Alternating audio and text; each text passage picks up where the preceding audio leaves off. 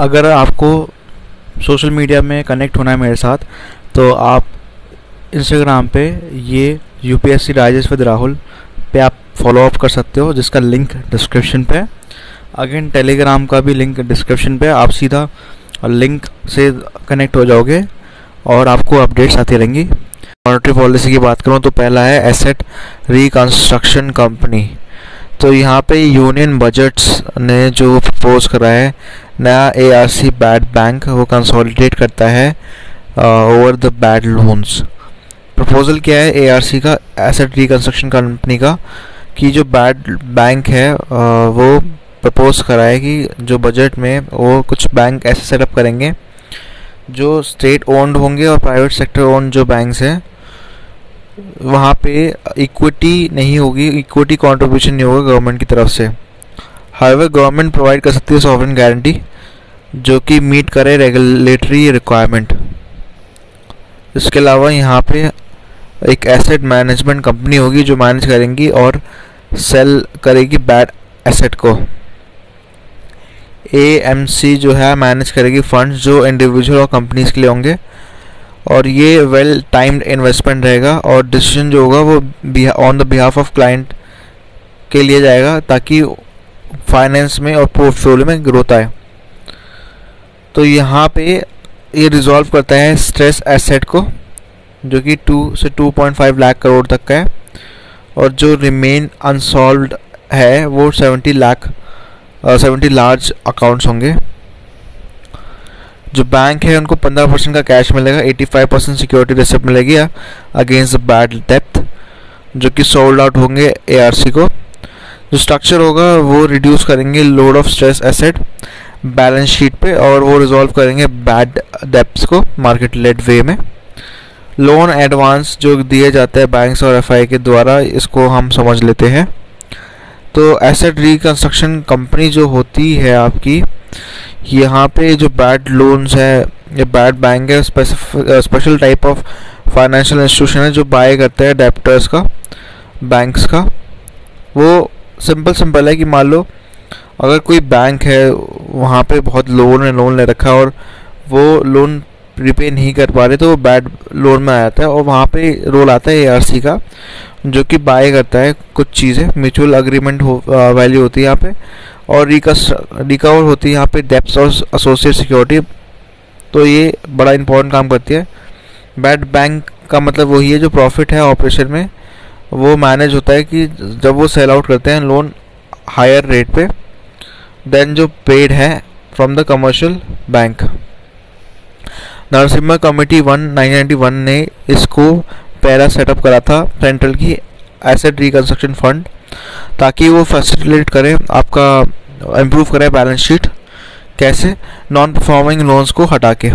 ARC limited जो थी 2002 में सेटअप हुई थी 4 बैंक से, SBI, ICICI, PNB, IDBI. ARC incorporate करता है कंपनी में अंडर कंपनीज एक्ट। ये रजिस्टर्ड होता है आरबीआई के साथ और सरफेसी एक्ट 2002 के अंडर। आरबीआई मैंडेट करता है कि एआरसी मेंटेन होना चाहिए मिनिमम एनओएफ नेट ओन्ड फंड जो कि 100 करोड़ का होगा, और कैपिटल एडिक्वेसी रेशियो जो होता है 15% का होता है रिस्क वेटेड एसेट पे। आईबीसी की बात करो, insolvency and bankruptcy code 2016 allow करता है एआरसी को कि वो एक्वायर कर सकता है इक्विटी थ्रू कन्वर्जन ऑफ डेप्ट इनटू इक्विटी। हाउएवर वो अलाउड नहीं है कि वो बिड कर सकता है इक्विटी स्ट्रेस कंपनी डायरेक्टली में। यहाँ पे एनेक्टमेंट के बात करूँ सरफेसी एक्ट का, तो बहुत सारे एआरसी आए हैं, और इस्टेब्लिशमेंट जो नया एआरसी का है वो इस फैक्ट वो है कि एग्जिस्टिंग एआरसी डील नहीं कर पा रहे प्रॉब्लम्स जो एनपीए की थी, और एग्जिस्टिंग एआरसी जो है टाइटली कैपिटलाइज है और एग्जिबिट कर रहे हैं slow resolution of bad loans का। Loans advances given by bank और एफआई ये एक स्टैंडर्ड एसेट है और नॉन परफॉर्मिंग एसेट है। तो स्टैंडर्ड एसेट में क्या होता है, रेगुलर होता है जो एनुअल डिले होता है, और स्ट्रेस होता है कि 1 या उससे 90 दिन का डिले आता है। तो अगर स्ट्रेस एसेट आता है तो स्ट्रेस एसेट भी 3 जगह पे रहता है। ये नॉर्मल बैंक के फंक्शनिंग की बता रहे हैं कि अगर स्ट्रेस पे आता है तो 1 to 30 डेज SMA 0 होता है, जो 1 to 30 के बीच में आता है। 31 to 60 का SMA 1 आता है, फिर सेकंड आता है 61 to 90 डिले, जब SMA2 आता है। उसके बाद 90 से ऊपर चले जाता है तो NPA फॉर्म हो जाता है कि मान लो बैंक से आपने लोन लिया और आपने 90 डेज तक नहीं दिया तो वह NPA काउंट होगा और बैंक प्रॉपरली फाइनेंस नहीं कर पा रहा क्योंकि उसको पास पैसा ही नहीं आ रहा, क्योंकि बैंक की कमाई लोन से होती है। तो NPA में भी बहुत सारे क्राइटेरिया होते हैं। एक होता है, क्राइटेरिया नहीं बोलूँगा, क्लासिफिकेशन बोलूँगा। पहला है सब स्टैंडर्ड एसेट, जहाँ पे क्या होता है कि जो NPA है वो 12 महीने तक का होता है। डाउटफुल एसेट का है कि 12 महीने से भी ज़्यादा, मतलब 1 साल से भी ज़्यादा, कि अब तो भाई 1 साल से ज़्यादा हो गया, अब तो रिकवर नहीं हो पाएगा। फिर लॉस एसेट का मतलब कभी रिकवर होएगा नहीं। तो ये बेसिक चीज़ है, ये तो आपने पढ़ा ही होगा। सेकंड जो न्यूज़ है वो है 3.2.2। अच्छा, जितने भी लोग पहली बार देख रहे हैं उनसे बता दूं कि ये पूरी सीरीज़ है, इसका प्लेलिस्ट है PT 365 अपडेटेड मटेरियल का। इसका लिंक जो है आपको मिल जाएगा डिस्क्रिप्शन में। और ये पूरी प्लेलिस्ट है PT 365 अपडेटेड मटेरियल के नाम से। और हम इकोनॉमिक्स पढ़ रहे हैं। इससे पहले एक ही वीडियो आ रखी है इकोनॉमिक्स की 1.0, इकोनॉमिक्स 2.0। तो सेकेंड न्यूज़ को कंटिन्यू करते हैं। National bank for financing infrastructure and development, NaBFID जो है, रिसेंटली पार्लियामेंट ने पास करा है इस नफिड को, national bank for financing infrastructure and development bill 2021। तो ये बिल सेटअप करता है आपका नफिड एक डेवलपमेंट फाइनेंशियल इंस्टीट्यूशन जो सपोर्ट करता है development long term non recourse infrastructure finance का। शेयर होल्डिंग की बात करो नाफेड की, तो नाफेड कॉर्पोरेट बॉडी जो ऑथराइज होता है, जिसका शेयर कैपिटल है 1 लाख करोड़ रुपीस, वो सेंट्रल गवर्नमेंट के द्वारा हेल्ड कराता है। यहाँ पे बड़े सारे मल्टीलैटरल इंस्टीट्यूशन आते हैं, सॉवरेन वेल्थ फंड्स आते हैं, पेंशन फंड्स आते हैं और फाइनेंशियल इंस्टीट्यूशन आते हैं। यहाँ पे आप देखो, इनिशियली सेंट्रल गवर्नमेंट जो ओन करता है 100 शेयर्स ओन करता है इंस्टीट्यूशन के, जो सब्सिक्वेंटली रिड्यूस होते हैं 26% तक, अगर इंस्टीट्यूशन जो अचीव करा है स्टेबिलिटी और स्केल। सोर्स ऑफ फंड की बात करूँ तो नाफेड जो है रेज करता है money in the form of loans या रुपी जो होता है फॉरेन करेंसी में। इसके अलावा यहाँ पे issue and sale of various financial institution होते हैं, यहाँ पे बॉन्ड्स और डिवेंचर भी बिकते हैं। नाफेड की बात करूँ तो बोरो मनी करते हैं सेंट्रल गवर्नमेंट से, RBI से, शेड्यूल कमर्शियल बैंक से, म्यूचुअल फंड से, मल्टीलैटरल इंस्टीट्यूशन जैसे world bank, Asian development bank से भी। मैनेजमेंट की बात करें तो नाफेड जो है गवर्न होता है बोर्ड ऑफ डायरेक्टर्स और चेयरपर्सन जो अपॉइंट होते हैं सेंट्रल गवर्नमेंट के द्वारा, जो कंसल्ट करते हैं RBI के थ्रू। बॉडी कॉन्स्टिट्यूट करते हैं सेंट्रल गवर्नमेंट, जो रिकमेंड करती है candidates for the post of managing director और डिप्टी मैनेजिंग डायरेक्टर्स। ये बोर्ड अपॉइंट करता है इंडिपेंडेंट डायरेक्टर्स जो बेस्ड होता है रिकमेंडेशन ऑफ इंटरनल कमिटी। इसके अलावा यहाँ पे गवर्नमेंट सपोर्ट की बात करें तो गवर्नमेंट प्रोवाइड करता है आपका ग्रांट वर्थ 5000 करोड़ नाफेड को, और यहाँ पे आपका end of first financial year होता है। गवर्नमेंट प्रोवाइड करता है गारंटी कंसेंशुअल रेट पे अप टू 0.1% जो बोरो करता है from multilateral institution, sovereign wealth funds और अदर फॉरेन फंड्स। कॉस्ट जो आती है इंस्टॉलेशन की वो फ्लक्चुएट करती है फॉरेन, और ये रीएम्बर्स करती है गवर्नमेंट या उसके पार्ट में अपॉन रिक्वेस्ट। नाफेड जो है गवर्नमेंट गारंटी कर सकती है बॉन्ड्स को, डिबेंचर्स को, लोन को जो इशू करते हैं नाफेड के। इन्वेस्टिगेशन प्रोसिक्यूशन की बात करें तो कोर्ट रिक्वायर्ड है कि वो सैंक्शन ले अगर कोई भी कॉग्निशन होता है ऑफेंस का in matters related to employees of NBFID। कोई भी इन्वेस्टिगेशन नहीं इनिशिएट हो सकती against employees of NBFID without proper sanction central government का, इन केस चेयरमैन और अदर्स का, मैनेजिंग डायरेक्टर्स का। लाइसेंस की बात करें तो RBI कंसल्ट करती है गवर्नमेंट इशू लाइसेंस, और यहाँ पे स्पेसिफिक कंडीशन होते हैं जो सेटअप करते हैं private sector DFI। Also RBI prescribe करती है रेगुलेशन जो DFI के लिए होता है। DFI क्या है? Development financial institution. ये डेवलपमेंट फाइनेंस कंपनी होती है जो प्रोवाइड करती है लॉन्ग टर्म फाइनेंस बड़े सारे सेक्टर्स में, industry, agriculture, housing, infrastructure. DFI एक इम्पॉर्टेंट रोल प्ले करता है, एक्सटेंड करता है क्रेडिट और बूस्ट करता है इकोनॉमीज को, स्पेशली जो डेवलपिंग इकोनॉमीज होती है। DFI आइदर होली होता है, पार्शली ओन्ड होता है गवर्नमेंट के द्वारा, और कुछ मेजॉरिटी प्राइवेट होती है ओनरशिप में, और ये डिटरमाइन करता है नेचर ऑफ एक्टिविटीज़ जो फाइनेंस होती हैं, उनका एसोसिएट जो रिस्क रिटर्न्स प्रोफाइल होती है। कोई specific use of DFI term नहीं होता आपका आरबीआई एक्ट 1934 में या कंपनीज एक्ट 1956 में। या बड़े सारे जो वेरियस स्टैट्यूज हैं इस्टेब्लिश करते हैं डीएफआई, और कुछ फाइनेंशियल इंस्टीट्यूशन जो आरबीआई के अंडर आते हैं, कंपनीज एक्ट के अंडर आते हैं, वो परफॉर्म करते हैं role of DFI broad sense में। तो पहले एवोल्यूशन देख लेते हैं, फिर हम यहाँ पे देख लेंगे कि क्या यहाँ पे इसका फंक्शन है डीएफआई का। एवोल्यूशन कैसे हुआ? इंडिपेंडेंस के बाद गवर्नमेंट ने सेटअप करा industrial finance and financial cooperation. ये इंडिया का 1948 में सेटअप हुआ था, और इसके अंडर इंडस्ट्रियल फाइनेंस कोऑपरेशन आया था, स्टेट फाइनेंस कॉर्पोरेशन आया था, और स्टेट फाइनेंस कॉर्पोरेशन फॉर्म हुआ था स्टेट फाइनेंशियल कॉर्पोरेशन के अंडर एक्ट 1951 के अंडर, जो कि लॉन्ग टर्म देता है फाइनेंस फॉर इंडस्ट्रीज। 1955 में industrial credit investment corporation of India, ये पहला डेवलपमेंट फाइनेंस इंस्टीट्यूशन हुआ था प्राइवेट सेक्टर का, जो सेटअप करता है बैंक और फंड देता है वर्ल्ड बैंक को।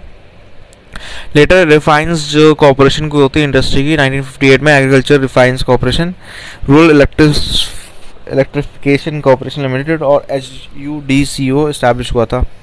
इसके अलावा यहाँ पे आप देखो तो एक्सटेंड करता है यहाँ पे रिफाइनिंग लोन्स, इसका फंक्शन है। एक ऊपर से बात कर रहा हूँ मैं, एक्सटेंडिंग और रिफाइनिंग लोन्स एडवांस करता है इंफ्रास्ट्रक्चर प्रोजेक्ट में। सेकंड है आपका अट्रैक्ट करता है इन्वेस्टमेंट प्राइवेट सेक्टर और इंस्टीट्यूशनल इन्वेस्टर से। थर्ड है कंसल्टेंसी सर्विसेज देता है।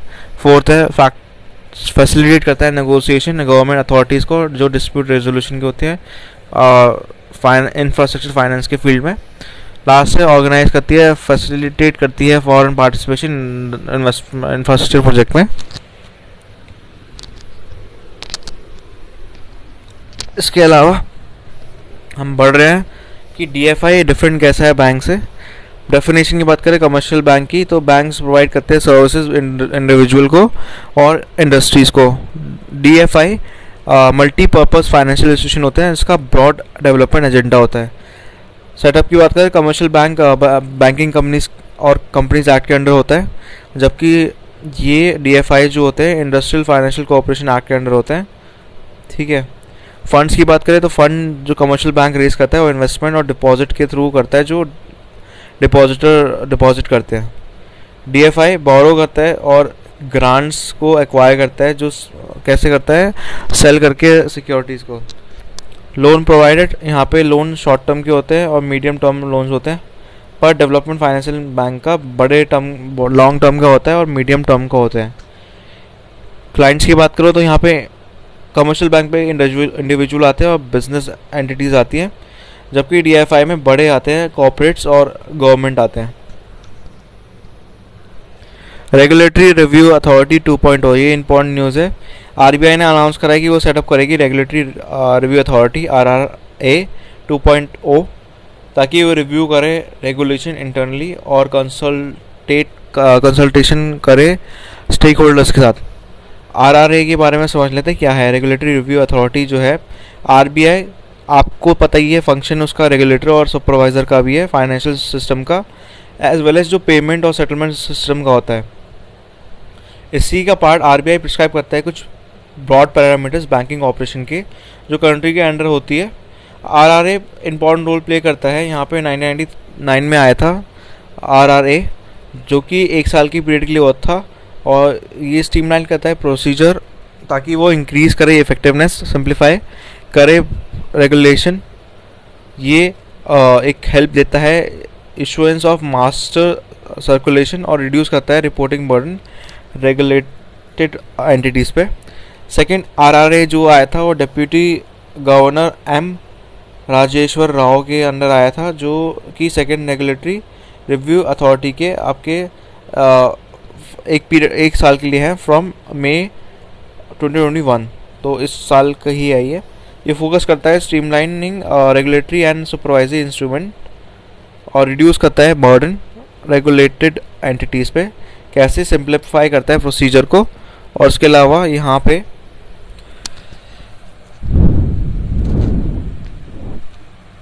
रिड्यूस करता है रिपोर्टिंग रिक्वायरमेंट, जोन सा भी पॉसिबल हो।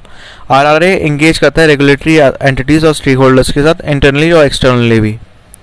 नेक्स्ट जो पॉइंट है वो बहुत ही इम्पोर्टेंट है, और उसके बाद मैं ये न्यूज़ कवर कर रहा हूँ। ये पॉइंट है आपका इंटीग्रेटेड ओम्बड्समैन स्कीम। तो आरबीआई ने अनाउंस करा है integrated ombudsman scheme, one nation one ombudsman to improve grievances redressal mechanism for bank customer. Ombudsman एक मैकेनिज्म था जो पॉलिटिकल भी यूज़ होता है, इकोनॉमिक भी यूज़ होता है।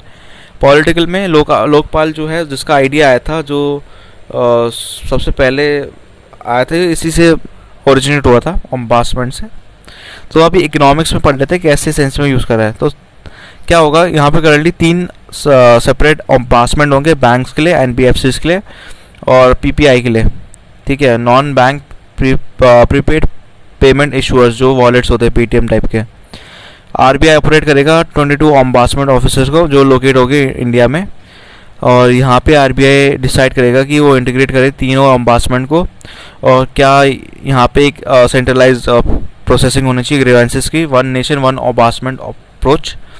ये मूव बहुत ही ज़्यादा एक्सपेक्टेड है कि ये सिंप्लीफाई करेगा, एफिशिएंट करेगा और रिस्पॉन्सिव होगा।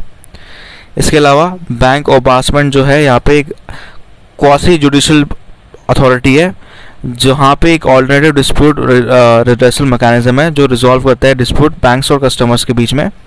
आरबीआई 1995 के एक्ट में इंट्रोड्यूस करा था बीओ स्कीम, और ये स्कीम आया था section 35A of banking regulation act 1949 के अंडर। 2006 में आरबीआई ने रिवाइज करा था इसको, इस स्कीम को, जिसके अंडर बीओ और स्टाफ जो है ऑफिसर्स के, वो सर्विंग एम्प्लॉयज़ के आरबीआई के दिखते हैं। फुली फंडेड होता है आरबीआई के द्वारा और वर्चुअली कवर करता है जितने भी बैंक ट्रांजैक्शन थे उनसे रिलेटेड ग्रीवेंसेस है, एक्सेप्ट जो बिजनेस डिसीजन लिए गए हैं, सैंक्शन करता है क्रेडिट को। ये कवर करता है grievances customer against commercial banks, schedule primary cooperative banks और रीजनल रूरल बैंक्स के।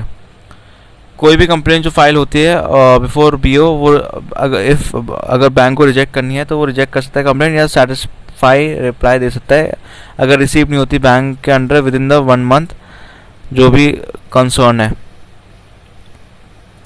रिलेटेड न्यूज़ की बात करें तो इंटरनल ओम्बड्समैन स्कीम 2018 की ये इंपॉर्टेंट है, आरबीआई ने इसको लॉन्च करा था, और ये स्ट्रेंथन करता है इंटरनल ग्रीवेंस रिड्रेसल मैकेनिज्म और इंश्योर करता है कंप्लेंट्स जो है कस्टमर्स की वो लेवल पे हो, रिड्रेस मतलब वो सॉल्व आउट हो लेवल बैंक के लेवल पे। शेड्यूल कमर्शियल बैंक के पास एक से ज़्यादा 10 बैंकिंग ऑडिटर्स होना चाहिए, जिसमें आरबी को एक्सक्लूड होना चाहिए, और वो अपॉइंट करे आईओ बैंक्स में। आईओ मैंडेट होते हैं कि एग्जामिन करे कस्टमर कंप्लेंट्स को जो डेफिशिएंसी सर्विसेज पे हो रिलेटेड, और यहाँ पे बैंक जो है मैंडेट करे इंटरनल एक्सक्लेटेड, और जितने भी कंप्लेंट्स है वो फुली रिड्रेस नहीं हो respective IO before conveying the final decision to the complaint. दस जो कस्टमर्स है बैंक के वो अप्रोप्रिएट आईओ डायरेक्टली नहीं होना, मतलब उनके पास अप्रोच ना करे directly. Banks internal audit mechanism required है कि वो मॉनिटर करे स्कीम को, जो कि पार्ट है रेगुलेटरी ओवरसाइट आरबीआई का। ओम्बड्समैन स्कीम जो है डिजिटल ट्रांजेक्शन पे देखता है। यहाँ आरबीआई ने OSDT 2019 में लॉन्च करी थी under payment and settlement system act 2007।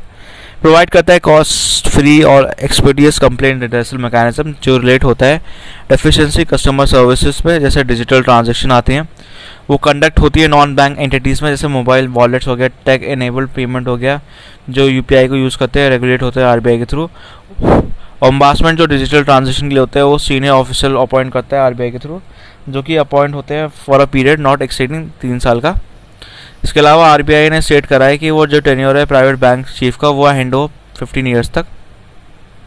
RBI ने ले डाउन करा है कोई set of principle set of instrument instruction जो प्राइवेट बैंक्स के लिए होते हैं, ताकि वो इम्प्रूव करे कोऑपरेटिव बैंक्स गवर्नेंस। कुछ की इंस्ट्रूमेंट क्या है इसमें, पहला है सब्जेक्ट टू स्टैट्यूटरी अप्रूवल, जो टाइम टू टाइम होना चाहिए। पोस्ट ऑफ एमडी और सीईओ या होल टाइम डायरेक्टर जो हेल्ड ना हो सेम इंक्यूबेंट मोर देन 15 ईयर्स। उसके बाद क्या होगा, रीअपॉइंटमेंट होती है 3 साल का कूलिंग पीरियड का। इस पीरियड में इंडिविजुअल अपॉइंट नहीं होगा या एसोसिएट नहीं होगा बैंक के साथ या ग्रुप ऑफ एंटिटीज़ के साथ, डायरेक्टली और इनडायरेक्टली। यहाँ तक की न्यूज़ थी, तब तक के लिए बाय। लाइक शेयर सब्सक्राइब करें चैनल को।